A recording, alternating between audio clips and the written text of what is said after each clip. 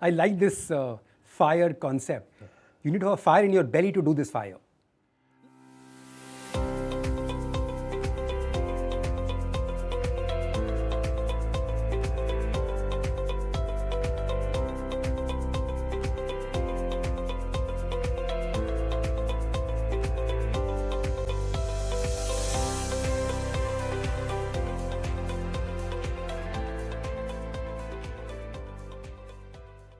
आजकल एक और टर्मिनोलॉजी बहुत चलती है Surya, FIRE, financial independence to retire early, जो फिलॉसफी है, क्या आप सहमत हैं उससे? मुझे टर्म तो बड़ी पसंद है विवेक। मैं सच बताऊं तो आपको, I like this FIRE concept. You need to have a fire in your belly to do this FIRE. लेकिन एक बात बताइए, हमारे टाइम में भी यही होता था कि 40 साल के होंगे हम रिटायर हो जाएंगे, तब भी फायर नहीं कहते थे, लेकिन उम्मीद तो सबकी होती थी। देखिए, तब आपकी बेली में फायर थी विवेक। तो क्या कितने इन्वेस्टर्स की बेली में फायर है, ये आप बताइए मुझे। अब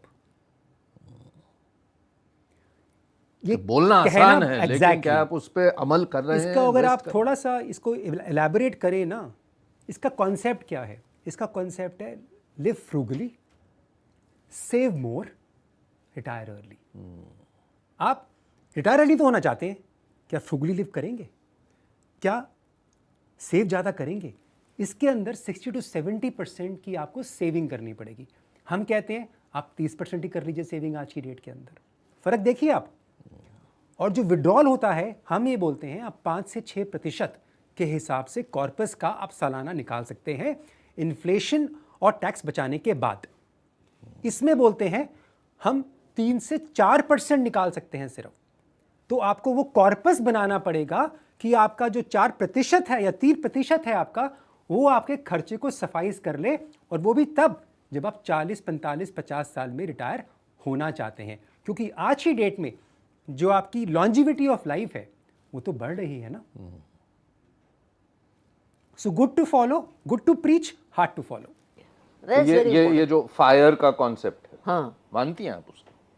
मैं इसको नहीं मानती। See, I like the idea of financial freedom, but I don't like the idea retirement. मुझे नहीं समझ आती रिटायरमेंट अर्ली की जो बात है, आप तो बिकॉज़ आपका उस हिसाब से तो आपको रिटायर हो जाना चाहिए था। उस हिसाब से मुझे सब कुछ तो अचीव कर लिया आपने, अब क्या बचा? Money wise, yes, can I retire? Of course I can. Position, money, fame, सब, हर चीज आपको। When I walk the red carpet with tiger Shroff, you can all this funny stuff. Look, मेरे पापा ने करीब 15 साल पहले रिटायर किया, गवर्नमेंट रोल। जी जी, मैं उन पे भी बात करूंगा थोड़ी देर में। And I'll tell you, at 75 उनसे ज़्यादा बिजी कोई इंसान नहीं है। क्योंकि रिटायरमेंट फील्स लाइक आप जो काम कर रहे हो आपको उसमें मज़ा नहीं आता। मैं जो काम कर रही हूँ उसमें मुझे बहुत मज़ा आता है। मैं सोचती हूँ मैं रिटायर कर दूँगी तो मैं पागल बना दूँगी खुद का, या किसी का घर पे पागल बना दूँगी। सो आई लाइक द कॉन्सेप्ट कि आपके पास फाइनेंशियल फ्रीडम है, आपने प्लानिंग की है, आप पैसे के कारण किसी दबाव में नहीं आके कुछ कर रहे, वो अच्छा है, एक freedom of mind. I like that. But this is retire early to do what? मुझे ये नहीं समझ आता। This is what I don't get. बिल्कुल। आजकल एक और चीज बड़ी कॉमन है, फायर कहते हैं लोग, हैं? और उसका मतलब बेसिकली ये है कि कितनी जल्दी हम रिटायर हो सके।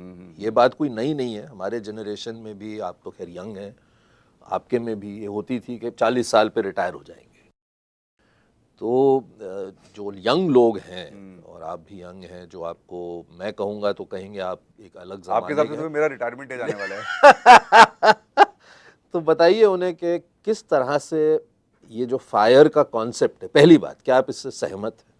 क्योंकि ज़िंदगी केवल पैसे कमाने के लिए नहीं होती। आप 40 साल पे अगर नहीं जानते कि मैं करूँ क्या, और आप बोर हो जाएंगे, आपके पास वो जुनून नहीं रहेगा क्या करना है, तो आपका इस पे क्या view as a leading wealth manager?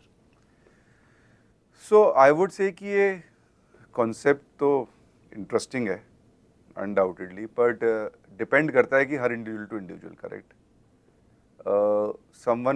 some find lot of joy and excitement in working every day. जैसे ये काफ़ी कहना, it's a common saying that someone who's been going to business regularly and when he becomes old age, तो आप उनको अगर business से बाहर निकालेंगे तो उनकी तबीयत और ख़राब हो जाती है, करेक्ट। तो चाहे तो वो भी रिटायरमेंट ले सकते हैं, but it is in mind set, correct. And it I would say that depends on your mind set effectively, कि ये बात भी सही है कि पूरी ज़िंदगी क्या पैसे ही कमाते रहेंगे, that money should also get enjoyed. But the essence is that you should also understand ki where your enjoyment comes from, effectively, and that is, I think, the most important part. किसी को पैसे कमाने में enjoyment मिलती है, किसी को family के साथ ट्रैवल करने में enjoyment मिलती है, किसी को ज़्यादा फैमिली टाइम स्पेंड करने में enjoyment मिलती है. So I would say that it depends कि किसको किससे enjoyment मिल रही है. और अगर for example if someone feels that what he is doing in terms of work and doing something else, for example, lot of people go towards social causes. A lot of people want to spend more time on hobbies, etc. What they want are very important or keen for them. I think that is where you have to have that realization ki what is important for you or what will make you feel more enjoy or make you feel more happier, peaceful in mind. उसका understanding clear हो जाएगा, then your conversation on fire is also relevant. कितने पैसे चाहिए fire करने के लिए? वो भी मतलब again I will come back to the same point की डिपेंड करता है कि आपको जब आप फायर करो तो आपको कितना चाहिए महीने का खर्चा, सालाना खर्चा, वो बहुत इम्पोर्टेंट है. I know certain people who have a very senior right now in corporate world but their monthly expenses are still 1 lakh rupees. I know a lot of people who are very senior in corporate world, वो monthly expenses are 10 lakh rupees every month. तो आपकी lifestyle पे depend करता बहुत depend किस तरह के आप बहुत डिपेंड करता है.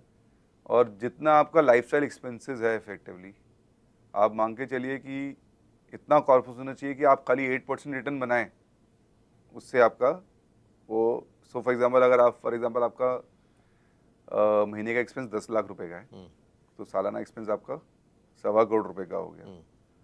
तो आपको कम से कम नहीं तो 15 करोड़ तो चाहिए. 15 करोड़ चाहिए, जिससे 8% की ब्याज में आपको 1.25 करोड़ है, बिकॉज आप कंजर्वेटिव भी तो रहना चाहेंगे ना. और 40 साल पे अगर आप रिटायर होंगे तो और आगे के भी तो 40 साल हैं. 40 साल हैं तो थोड़ा उसमें से भी सेव करना पड़ेगा आपको इफेक्टिवली. सो ये फायर की जो डिबेट है ये तभी रेलेवेंट है अगर आपके पहले आप थोड़ा इन्वेस्ट कर लें, कुछ करोड़ों रुपए रख लें, तभी बात करें ये फायर की. बिल्कुल सही बात है. नहीं तो ये फैड बन के रह जाए.